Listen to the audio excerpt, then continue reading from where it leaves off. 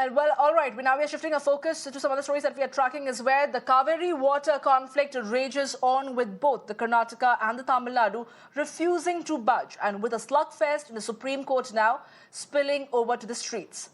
On Wednesday, Karnataka filed a fresh affidavit in the top court stating that it cannot release any water to Tamil Nadu after 12 September, as it poses a great risk to the state itself. DMK hit back, stating that Tamil Nadu will continue to fight for its share of water, and caught in the crossfire are the hapless citizens and farmers of both Karnataka and Tamil Nadu that stare at a looming water crisis if this issue is allowed to snowball further. Now, Karnataka says that the rainfall has been less this year, reservoir inflow is low, and the Cauvery and the Krishna basins are facing drought. And accommodating Tamil Nadu's water demands would invite farming and drinking water crisis. Pro-Kannada activists have also intensified protests targeting state leaders and MPs for failing to secure relief for the farmers. Meanwhile, the Karnataka BJP has upped their ante, with the former Chief Minister of Karnataka, Basavaraj Bommai, and the senior party leaders planning a protest at the KRS Dam in response on Friday. So as far as the Cauvery issue is concerned, an affidavit has been filed that from the 12th, Karnataka government will not be able to release any sort of water to Tamil Nadu. What 12th? They should not have released right from the day one. Earlier they have released around 14 TMC, now they are releasing around 7 TMC, 21 TMC they already released. And already complied the CWMA order. Now what is there to give affidavit?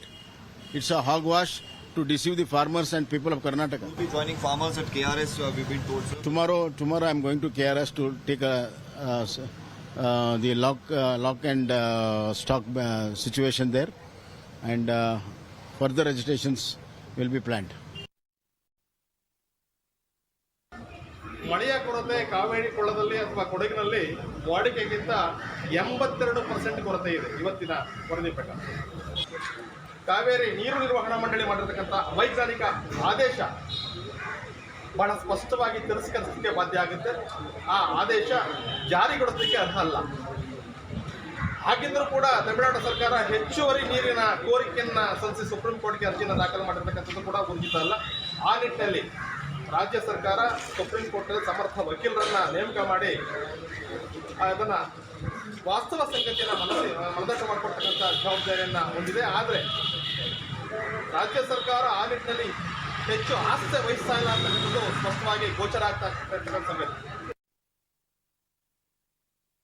Neha is joining me live right now to get us more details. Well, Neha, it's a precarious situation on both sides of the spectrum, one in Tamil Nadu and the other in Karnataka, when it comes to the water crisis and the Cauvery water dispute. Now, while the matter is still pending in the court, it appears that the political blame game within Karnataka has also intensified, with the BJP saying that they are going to resort to protests now. Take us through what are the plans of the BJP now and how they're mounting pressure on the government in Karnataka.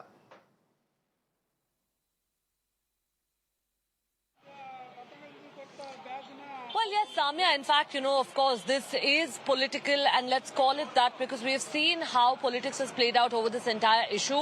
Unfortunate as it is, we have the Congress government in the state of Karnataka accusing the BJP of not having done enough during their tenure when there was a double-engine government. And here you have the BJP, in fact, also unfortunately going on to protest tomorrow, saying that the Congress government isn't doing enough.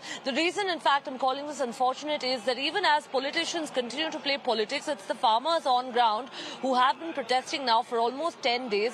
It's most unfortunate that despite this, their, of course, heeds have gone unheard. It's fallen on deaf ears. While you have the government, of course, of Karnataka today that's gone on to file that plea again in Supreme Court, stating that they would not be able to, release any more water after September 12th, we'll really have to wait and see, because, this is, of course, a very grave situation there for farmers, let alone having water for standing crop, which they already do not have.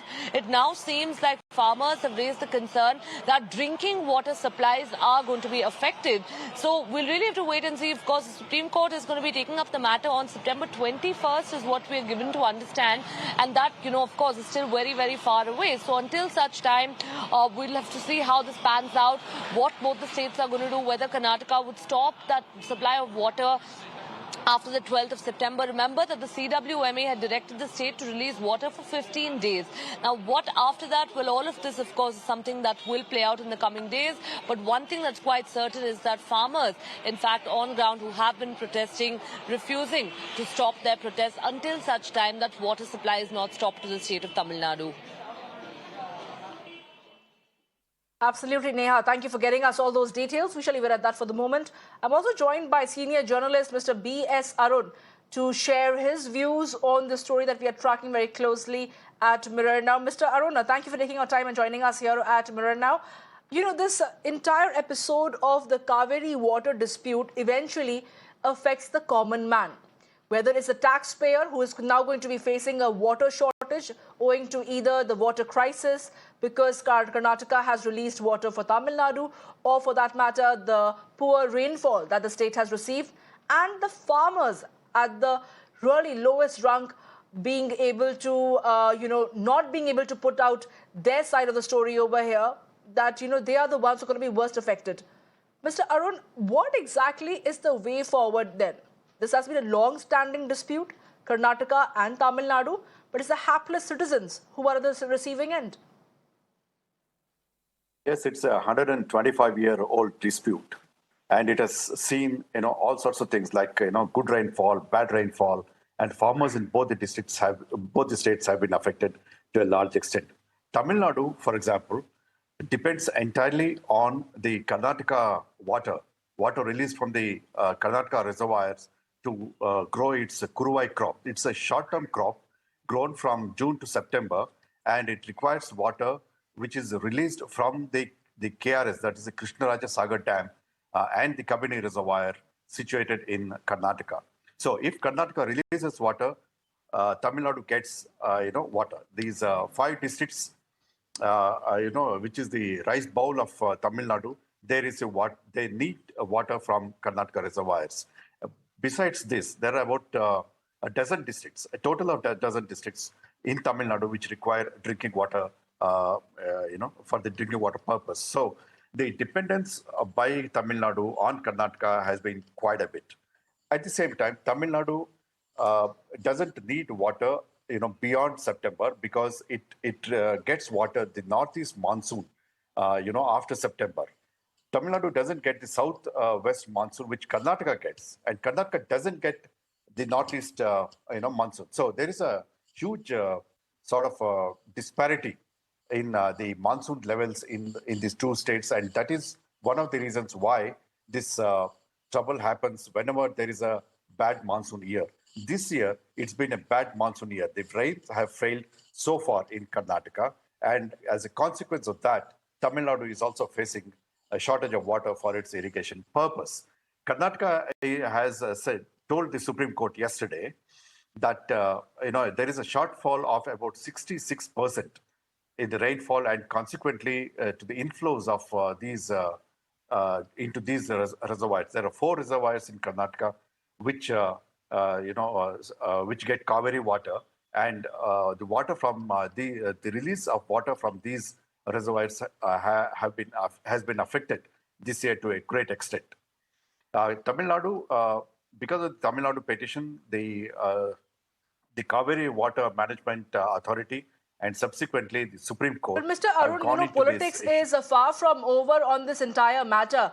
Whether the BJP is claiming that the Congress party is trying to support its ally in the Tamil Nadu, which is DMK, or for that matter, BJP plans to protest, but it is not going to lead to any solution for the common man. They can politicize the matter, but the matter is pending in the top court.